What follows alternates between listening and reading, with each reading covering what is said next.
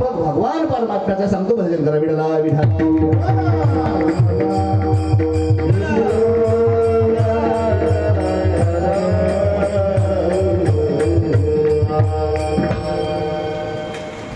एक कुंभार दादा मी काय सांगतो लक्षात ठेवा. एक कुंभार दादा काही मडके काही गाडगे काही डेरे रांजण घेऊन बाजारात आला आणि बाप पोराला घेऊन बाजारात गेला. बाप बाजारात गेला पोराला घेऊन. बाजारात गेल्यानंतर पोरानं सांगितलं बाबा हे गाडगं चांगलं आहे, हे गाडगं घ्या. त्याला मला हे गाडगं नाही. बापानं सांगितलं ते गाडगं नाही. काय? अरे माती आहे. बाबा ते गाडगं आहे. बाप म्हणत होता माती आहे. त्यानं परत डेऱ्याकडे हात लावला. बाबा हे डेरा चांगला आहे. त्यानं मला डेरा नाही. काय? बापाने सांगितलं ते माती आहे. बापाने सांगितलं ते माती आहे. प्रत्येक वस्तूकडे हात लावल्यानंतर बाप म्हणत होता माती आणि पोरग आकारावरून त्याचं भांड्याचं नाव घेत होतं. शेवटी पोराने सांगितलं बाबा तुम्ही प्रत्येकाला माती का म्हणता, माती का म्हणता. पोराला बापानं सांगितलं बेटा तो अनुभव तुला येणं बाकी आहे, तो अनुभव येणं बाकी आहे. या माठाच्या अगोदर आकार येण्याच्या अगोदर हे माठ मातीच होता आणि याचा आकार गेल्यानंतरही याचं शेवटी मातीच होणार आहे.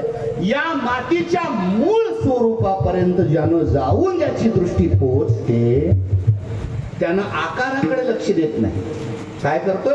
आकाराला नावं ठेवून जर तुम्ही बघितलात तर तुम्ही मूळ ज्याचं रूप आहे त्याला तिथपर्यंत तुम्ही पोहोचत नाही. तसं आम्ही एका स्त्रीकडे बघितलं तर स्त्री आहे, आम्ही आकारावरून ठरवलंय. पुरुषाकडे बघितलं तर हा पुरुष आहे.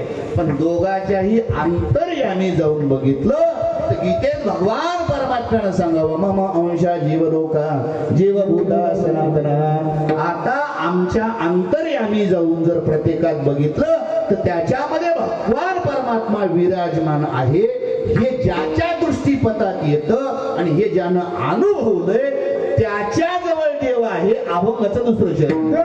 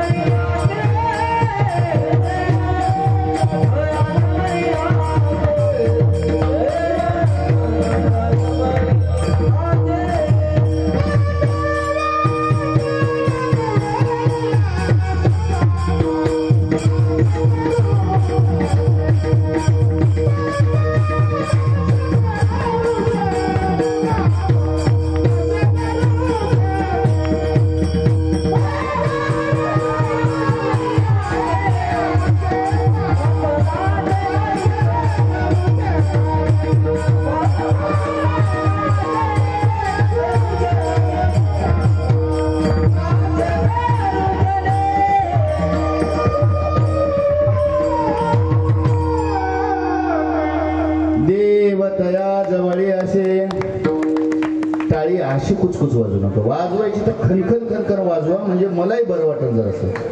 कारण कसं मी कोकणात नेहमी बोलतो माणूस मदड झालेला बरा पण कुचर राहू नये. मदड झालेला कसं तरी कडाला काढते पण कुचर झालेल्या मध्ये गेली, म्हणजे टाळी अशी वाजली पाहिजे, मला कळायला पाहिजे याला कीर्तन बरं वाटलंय, नाही तर मी गुन्हेपट्टी करतो अलीकडे. कारण कसं तुमच्या टाळीतला जोर म्हणजे आमची बॅटरी पॉवर चार्जिंग करते, त्याच्यामुळे वाजवायची तर खनखन खनखन एकदा वाजवा, बघू तुमच्यात काय वाजवा. वा वा, धन्यवाद. विठाला विठाला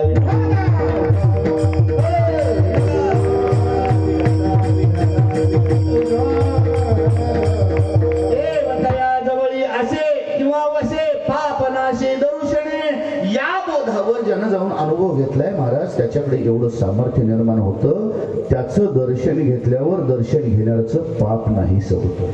आता एक वाक्य बोलू का जरा, अधिकारानं म्हणून हक्कानं म्हणून बोलतोय. आता या अनुभव बोधावर गेलेल्याचं दर्शन घेतल्यावर पाप नसते आणि या बोधाच्या अलीकड ज्या नाही त्याचं दर्शन घेतल्यावर पाप लागते.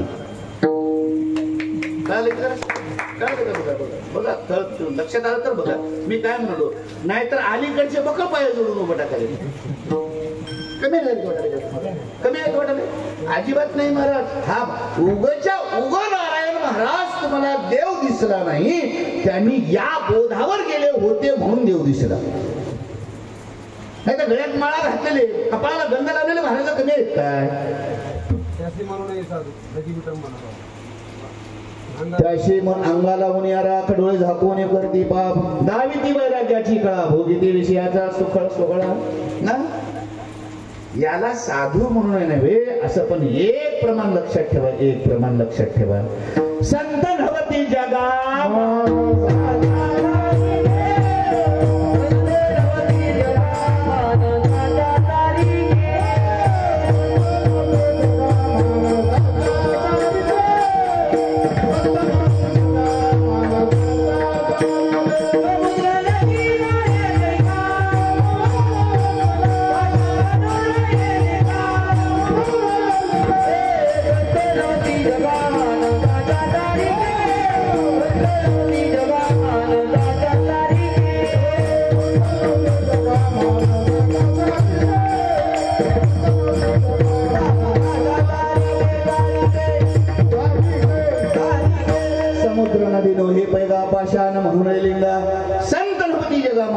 सारखी एक अभंगाच्या पूरक प्रमाणाने शर तुमच्या समोर बोलतोय. देवतया जवळी वशे पापनाशी दरुषणे, याच्यासाठी 2 वाक्य ऐका आणि तुम्हाला पटलं तर दाद द्या.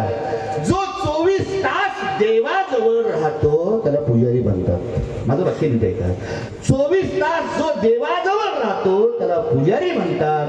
देव ज्याच्याजवळ 24 तास राहतो त्याला साधू म्हणतात. त्याला काय म्हणतात? साधू म्हणतात.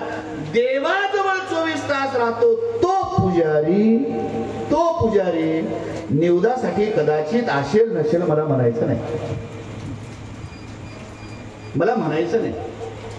पण एवढं नक्की देव ज्याच्या जवळ राहतो ना, देवतया जवळी असे याला साधू म्हणतात. आणि त्या साधूच्या बोधाची लक्षणं सांगत असताना त्यांचं सामर्थ्य सांगतात की पाप नाशे दरुषणे. याच्यासाठी एक दृष्टांत देतो, जरा टाळी वाजून भजन करा. विठाला विठाला विठा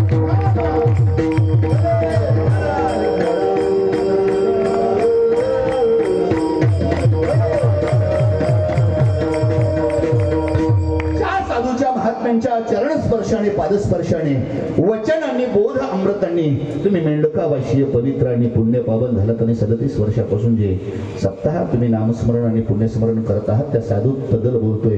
जगद्गुरु तुकोबारायांची संतांची अनेक प्रमाण आहेत महाराज.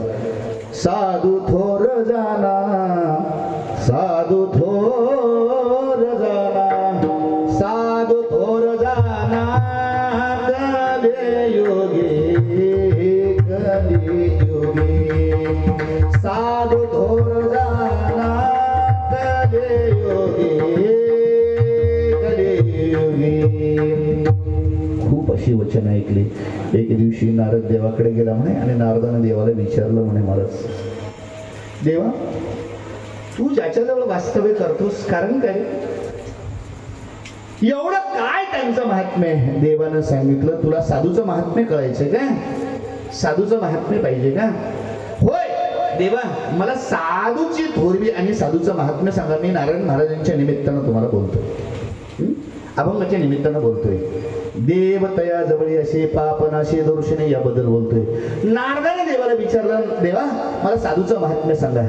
देवानं सांगितलं, जा मेंढका नावाचं गाव नांदेड जिल्ह्यामध्ये मुदखेड तालुक्यामध्ये आहे. मी उदाहरणाखातर घेतलं, उदाहरणाखातर घेतलं. देवाने सांगितलं, जा मुदखेड तालुक्यामध्ये मेंढका नावाचं गाव आहे. गावाच्या बाजूला एक खूप सुंदर असा केळीचा बाग आहे. केळीच्या बागेच्या भोवताल काठी लावलेली आहे आणि त्या काठीवरती, काठी लावलेली असते ना बाजूला कुपाटी, त्या कुपाटीवर एक सरड आहे. जा तुला साधूचं महात्म्य ते सरड सांगेल. नारदानं सांगितलं, सरड? होय, जा म्हणतोय ना मी, माझ्यावरती विश्वास ठेव, तू जा. नारदजी निघाले आणि सांगितल्याप्रमाणे नीट आहे का मी काय म्हणतोय, विनोद तुम्हाला देऊन जाईल पण मार्मिकता ही लक्षात घ्या, थोडीशी मार्मिकता ही लक्षात घ्या. नारदजी निघाले, मेंढका नावाच्या नगरीमध्ये सांगलेले आले. जिथं मळा होता तिथं गेले. जी बागेच्या भोवताला काठी लावली होती, कुपाटी होती, तिथं एक सरडा बघितला आणि साधू त्या सरड्याजवळ गेला. नारदजी गेले. महाराज, नारदानं त्या सरड्याला शोधत शोधत सरड्याजवळ गेला. सरड्यानं नारदाकडे बघितलं, नारदानं सरड्याकडे बघितलं की दोन्ही डोळे मिटलं, सरडा मेला.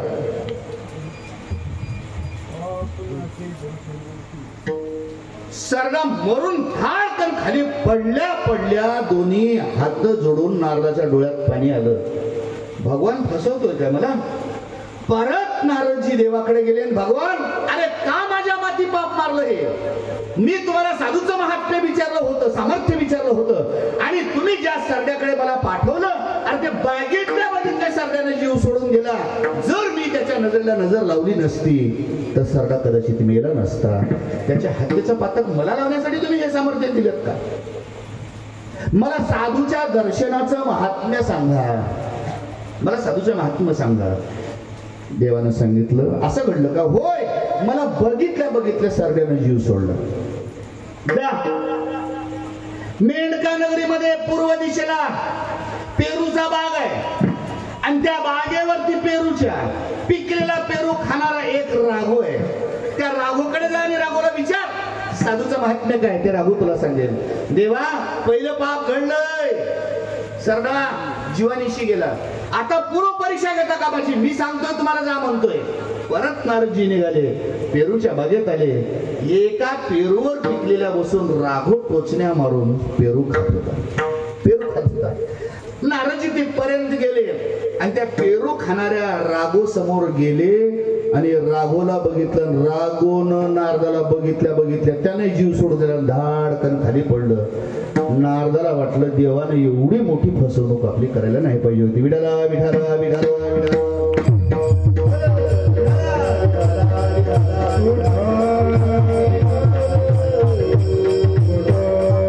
परत नारदच्या डोळ्यात पाणी आणले आणि परत देवाकडे गेले. देवा, अरे देवा, मी तुला साधूचं महात्म्य आणि साधूच्या दर्शनाचं पावित्र्य विचारत होतो, सामर्थ्य विचारत होतो. हे काय तू? अरे एकासाठी गेलो, सरड्यानं जीव सोडला. एका ठिकाणी गेलो, राघवनं जीव सोडला. अरे मला हे जीव मारायसाठीच पाठवतोस की काय तू? मी विचारलं तुला साधूच्या दर्शनाचं महत्व आणि महात्म्य आणि सामर्थ्य, आणि तू हे काय केलंस? बरं, काय घडलं? काहीच नाही. मला बघितल्या राघवनं जीव सोडला. मला साधूच्या दर्शनाचं महात्म्य सांग. जा मेंढका नगरीमध्ये 25 वर्षापासून एका श्रीमंत पुरुषाला लेकरू बाळ झालं नव्हतं आणि आता तू इकडे येत असताना तिथं मुलगा झालाय. जा आणि त्या मुलाला विचारा, आता जन्मलेला नुकता मुलगा आहे, त्यानं मला जेव्हा तुझ्या पाया पडतो सांगणं तर सांगणार. कारण का? पहिला सरडा मेला, त्याला वालीदार कोणी नव्हता, मला सोडलो, मी वाचून आलो म्हणलो. दुसऱ्या बागेत गेलो, राघव मला मेला त्याची दात कोणी घेतलेली आहे वाचून तुझ्यापर्यंत आलो. आता जर मी तिथं गेलो त्याचं पोरग मला बघून जर मेलं ती इमानदार ना वापस येईना. आता फार मोठी परीक्षा घेऊ नको. मी तुला साधूच्या दर्शनाचं महात्म्य विचारलंय, मला ते सांगायला पाहिजे होतं. भगवान तुम्हाला असं करायला नको. आता मला अशा तावडीत घालू नको. लोक मेंढक्याचे बरे नाहीत, गटल्यावर सोडणार. एवढं घडल्यावर अरे जीवानिशी राघव गेला, जीवानिशी सरडा गेला, आणि आता जर मी त्या पोराच्या नजरेला नजर लावली आणि ते पोरग जर गेलं माझं काही खरं नाही. तुझ्या पाया पडतो, मला पाठवू नको तिकडे. देवानं सांगितलं माझ्यावर विश्वास ठेवाने जा. जा परत. तुला साधूचं सामर्थ्य पाहिजे ना, जा तिथं. परत नारद निघाला. काय झालं सांगतो जरा. भजन करा. विठाला विठाला विठाला विठाला.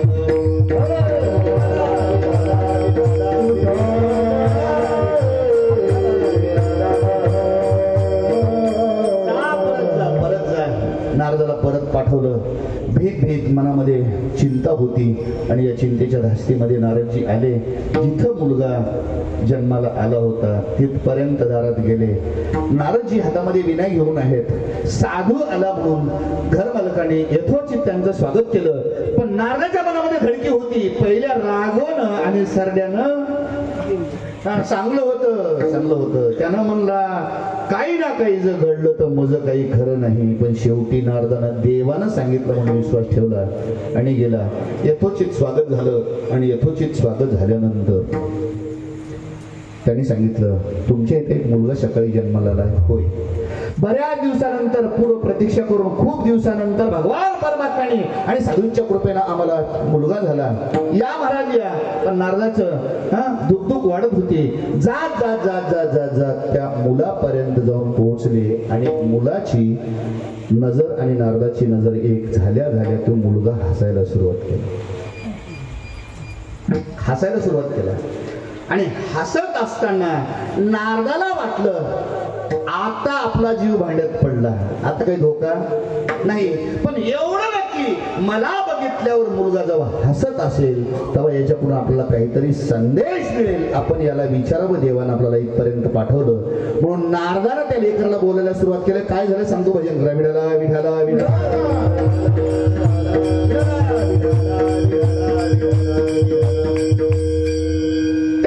लेकराला विचारलं. आता लेकराला विचारलं ते लेकरू बघून हसलं म्हणून आणि त्याला विचारलं का हसतोयस बेटा. अरे मला खूप मोठी भीती होती. देवानं मला तुझ्याकडे साधूच्या दर्शनाचं महात्म्य विचारायला पाठवलंय. तू हसतोयस. होय महाराज मी तेच बोलतोय. पशुकाय पाप पुण्य जाणती उत्तम मध्यम भोग भोगिती काही एक उपजता मूर्ती अंगपामूळ होती बहिर्मुखी. महाराज मी पक्षाच्या आणि किड्याच्या पशुच्या योनीमध्ये होतो महाराज. देवानंच तुम्हाला माझ्यासाठी पाठवलं होतं. ज्यावेळेला पहिल्यांदा आलात तुम्ही मला दर्शन दिलं. तुम्ही दर्शन दिल्या किड्याच्या जन्मातलं पाप होतं ते मुक्त झालो. पाप मुक्त होऊन परमोशन झालं. माझं लक्षात आलं ना. महाराज तुमच्या दर्शनाने केवळ सरळा या योनीतून मुक्त झालो आणि पक्षाच्या योनीमध्ये आलो. महाराज कुठलं तरी शिल्लक होतं पापाची, आणि तोच मी राघव म्हणून त्या बागेत आलो होतो. तिथंही तुम्ही दर्शन द्यायला आलात आणि तुमचं दर्शन दिल्या त्याही पक्षाच्या योनीतूनही मुक्त झालो महाराज.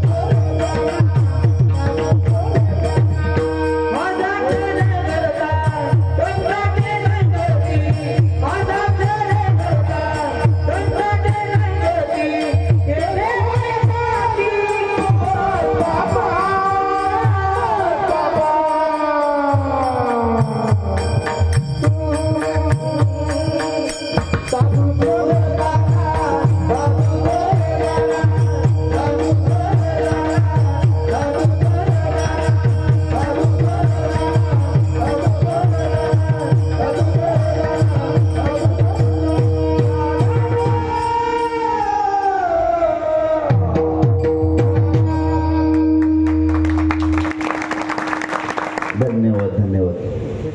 अर्धा क्षण घडता संतांची संगती, तेने होय शांती महत पापा. लक्षात आलं का तुमच्या? पाप नाशी दरुषणे. मला मुद्दा महत्वाचा द्यायचा होता, कारण का पटरी गाडीची बाजूला गेल्यानंतर ऍक्सिडेंट होते आणि बरेच जण दबावले जातात महाराज. नाही तर शब्दाची भाषा एकच, पण एक शब्दाचे अर्थ दोन निघतात आणि तिथं भानगड अशी होते. कशी होते सांगतो जरा, 2 मिनिटासाठी भजन करा. विठाला विठाला विठाला.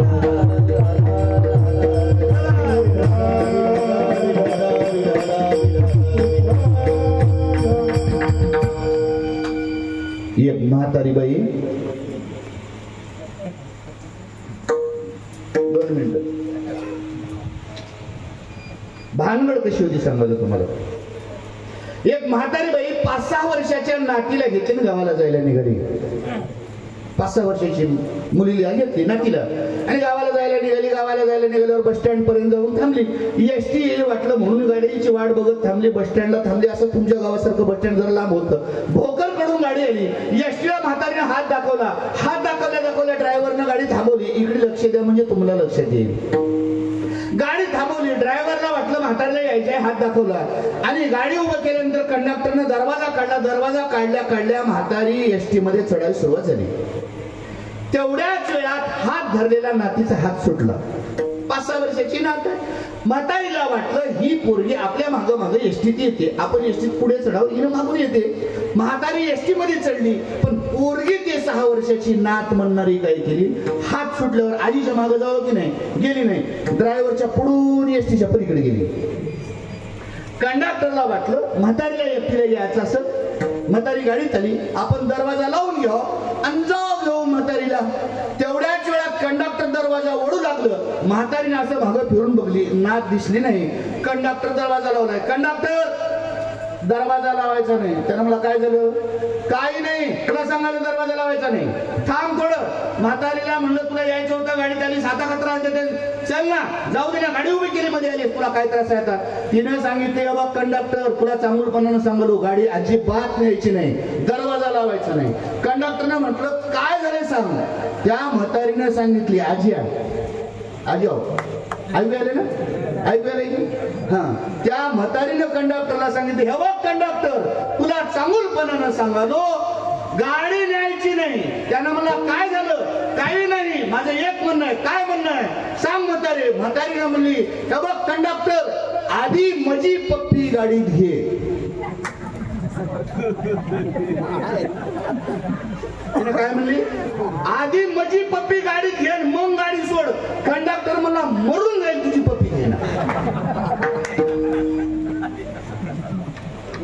आजा खरं सांग, म्हातारी कंडक्टरला पप्पी मध्ये घे म्हणाली गाडीत, त्याला पप्पी घ्यावं की नाही. गावातच होती आजा म्हातारी हाय की इथं आले काय म्हणा इमानदार उभं म्हणाला नाही तर घरला जाऊन.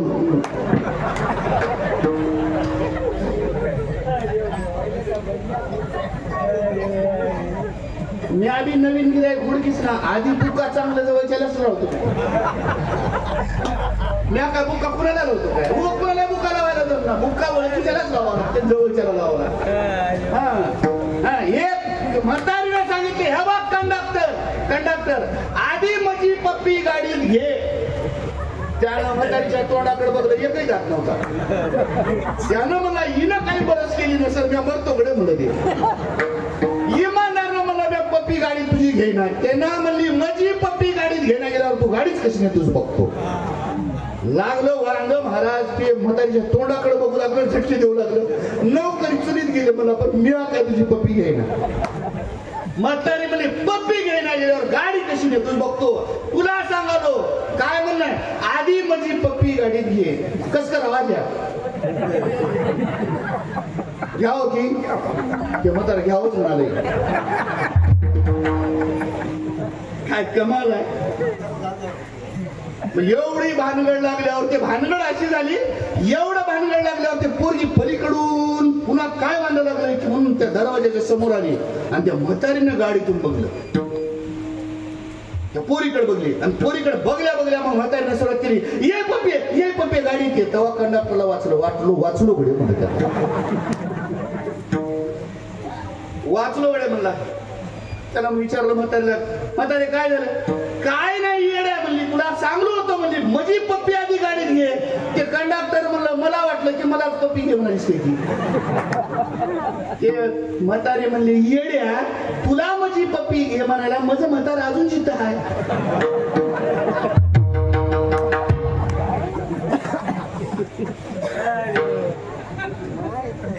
तुला पप्पी घे म्हणतो काय म्या? अरे माझी पप्पी नावाची नात खाली राहिली, ती पप्पी गाडीत घे आणि मग गाडी सोड. म्हातारीचं चूक होतं का? नव्हतं. पप्पी घ्याव की नाही मग?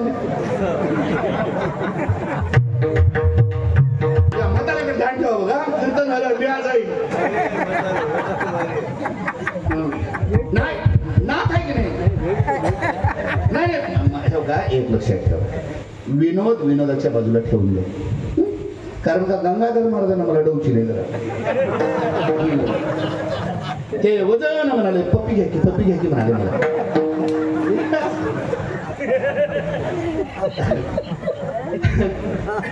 का बोलवलं मी तुम्हाला? एक लक्षात ठेवा, देव तया जवळी वसे किंवा असे या दोन्हीचा अर्थ एकच आहे, क्रिया एक आहे, पण शब्द दोन आले. पप्पी हे नाव पोरीचंही आहे आणि पप्पी ही एक क्रिया आहे.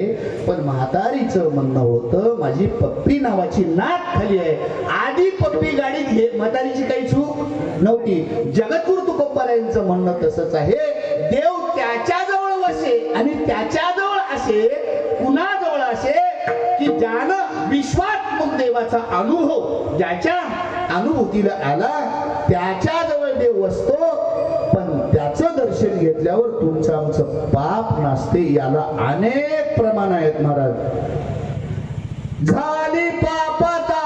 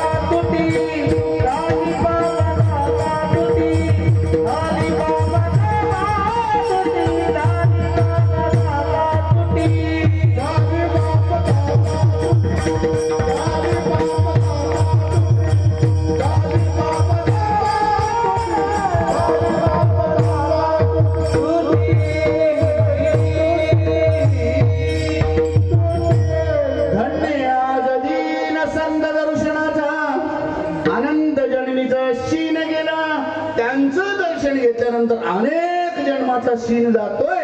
नवे झाले पापा तापा तुटे, दैन्य गेले उठाउठी. आमचं पाप गेलं परीशी प्रमाण आहेत महाराज. त्रिविध तापाची झाली बोलवण देखल्या साधूच्या दर्शनानं त्रिविध ताप नाहीस होत, मागील जीवनातलं पाप नाहीस होत.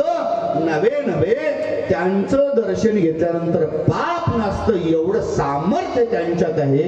कशामुळं? तो अनुभव जीवनात आल्यामुळं. आणि म्हणून अभंगाच्या रूपानं चिंतन तुमच्यासमोर मांडण्याचा प्रयत्न केला.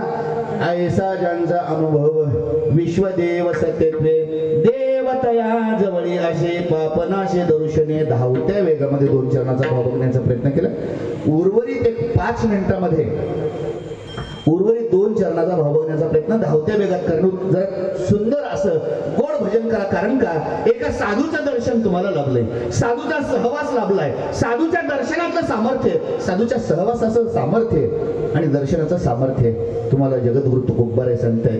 वैकुंठ ब्रह्मीभूत वैकुंठवासी ब्रह्मीभूत नारायण महाराजांच्या चरणस्पर्शांच्या तुम्ही अनुभव जीवनामध्ये घेतलाय आणि त्याच महाराजांच्या स्मरणाने पुण्यस्मरणाने आपण हा एवढा मोठा उत्साह करतो. तर मला वाटतं वेळ आपला संपलाय, पण 2 मिनिटं तुमचे जास्तीचे घेतो. जरा टाळी वाजवून भजन करा. विठाला विठाला